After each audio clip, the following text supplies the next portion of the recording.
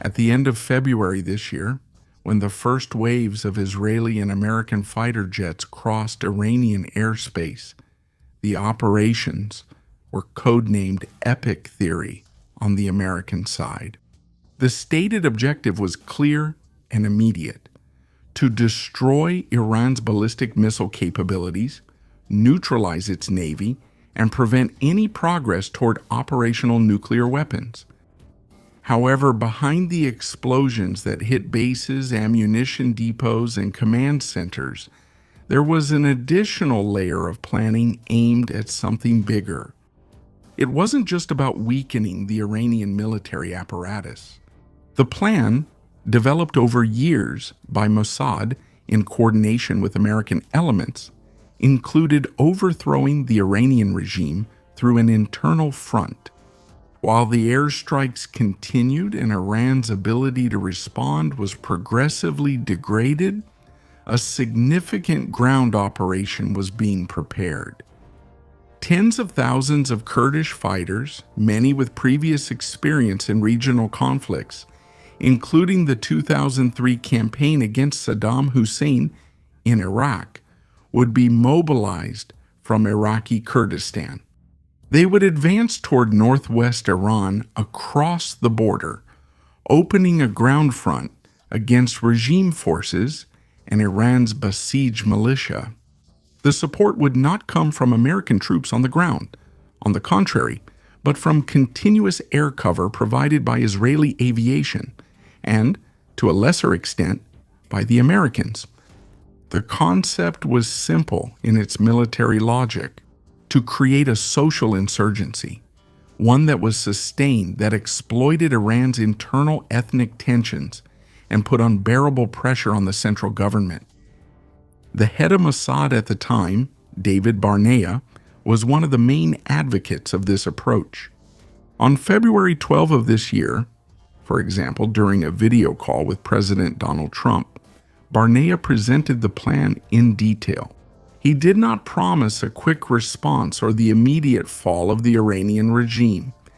He estimated that the process of change could take a year or more after the end of the main air operations.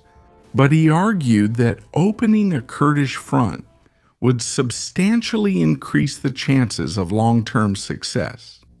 The plan called for Israel to provide the necessary air support to protect and boost the Kurdish ground advance, keeping the United States out of a direct commitment of troops on Iranian soil, which would be very risky. At the same time as this planning, the Israel Defense Forces had already begun preparatory attacks in Kurdish areas of Iran. The chosen targets were the regime forces and the Basij, positioned in those regions with the aim of weakening the local repression capability before the arrival of the Kurdish forces. These strikes were part of the initial phase of Operation Epic Fury, but they ended up being limited. Only about 10 of the targets specifically planned to support the Kurdish ground operation were actually hit. The reason was the abrupt interruption of the plan before it could be fully carried out. The timing of the decision was precise.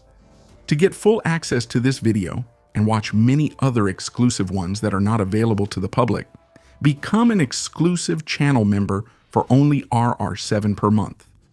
President Donald Trump vetoed the continuation of the Kurdish operation at the last minute. The official justification revolved around American strategic considerations and risk assessment. However, Israeli security sources pointed to another factor: information leaks, which would have allowed Turkish President Recep Tayyip Erdogan to intervene directly with Donald Trump.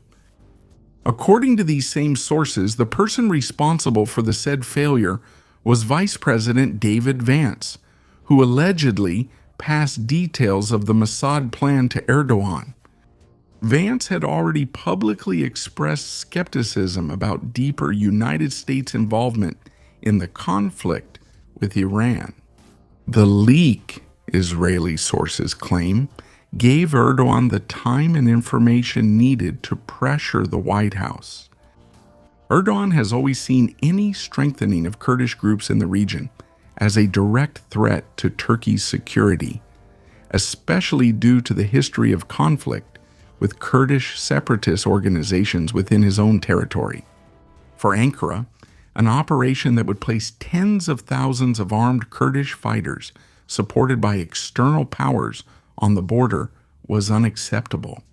From a military standpoint, the logic of the Kurdish plan had clear merits. Instead of relying exclusively on prolonged aerial bombardments or a large-scale conventional invasion, the strategy exploited a structural weakness of the Iranian regime, its difficulty in controlling peripheral regions inhabited by dissatisfied ethnic minorities. The Kurdish populations in the northwest of Iran have harbored grievances for decades against the central government. An organized force with proper training and armament could turn localized discontent into a coordinated rebellion. Israeli air support would provide the necessary tactical superiority to neutralize Iranian counterattacks and allow for progressive advances. It was a form of proxy regime change, with lower cost in American lives and, of course, Israeli lives. The risks, however, were equally evident.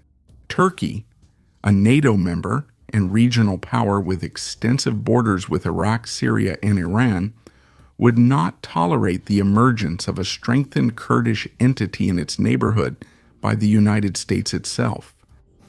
Any such operation ran the risk of provoking a direct or indirect Turkish response, further complicating the geopolitical situation. Furthermore, there was resistance within the American government itself. The CIA director John Ratcliffe expressed reservations about the viability of the Kurdish option without a broader commitment. On the Israeli side, the defense minister, Israel Katz, also publicly expressed doubts about the practical implementation of the plan. And there's much more in this analysis, but to watch the full video, do as our members do. Just become an exclusive member of the channel for only $7.99 per month. Now I want to know your opinion. Did the Kurdish plan represent a real opportunity, or was it an excessive risk from the start? Your perspective helps enrich our discussion. Subscribe to the channel and turn on notifications so you don't miss the next videos.